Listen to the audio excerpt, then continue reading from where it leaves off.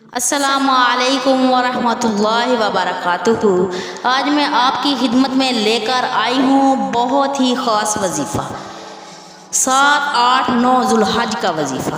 جس کے رشتے نہیں ہوتے، جس کی رشتوں کی بندش ہے یا کسی کے جادو اور جنات کی وجہ سے پریشانی ہے گھر میں، اس کے لیے میں آج وظیفہ لے کر آئی ہوں 7، 8، 9 ذوالحجہ کا۔ میری گزارش ہے کہ میری ویڈیو کو سکپ مت کیجیے گا، میری ویڈیو کو آخر تک لازمی دیکھیے گا۔ آج ہم ذوالحجہ کی 7، 8، 9 تاریخ کا ایک مختصر عمل لے کر آپ کی خدمت میں حاضر ہوئی ہوں۔ یہ بہت ہی خاص عمل ہے جس کی برکت سے اللہ تعالیٰ آپ کے بند کاموں کو جاری فرما دے گا۔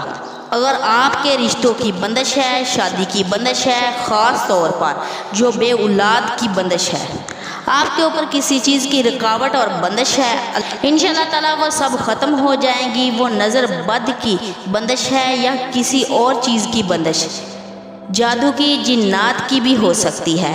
اس کا بہترین حل اللہ تعالیٰ نے قرآن میں رکھا ہے۔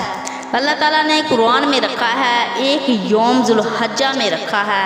اتنا خاص عمل میں آپ کو بتا رہی ہوں، اللہ تعالیٰ اس کی برکت سے ہر رکاوٹ سے نجات عطا فرمائیں گے۔ یہ عمل جو میں آپ کو بتا رہی ہوں بہت ہی مجرب عمل ہے۔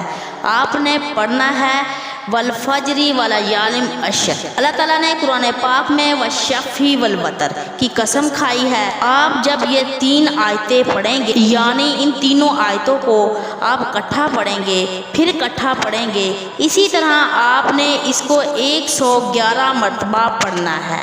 پھر آپ نے اللہ تعالیٰ سے دعا کرنی ہے۔ آپ اس کو دن میں بھی پڑھ سکتے ہیں اور پورا سال بھی پڑھ سکتے ہیں۔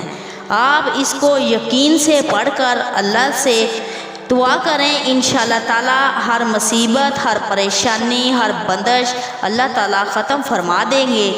آپ کو اس کی اجازت ہے، آپ خود بھی کریں اور دوسروں کو بھی بتائیں۔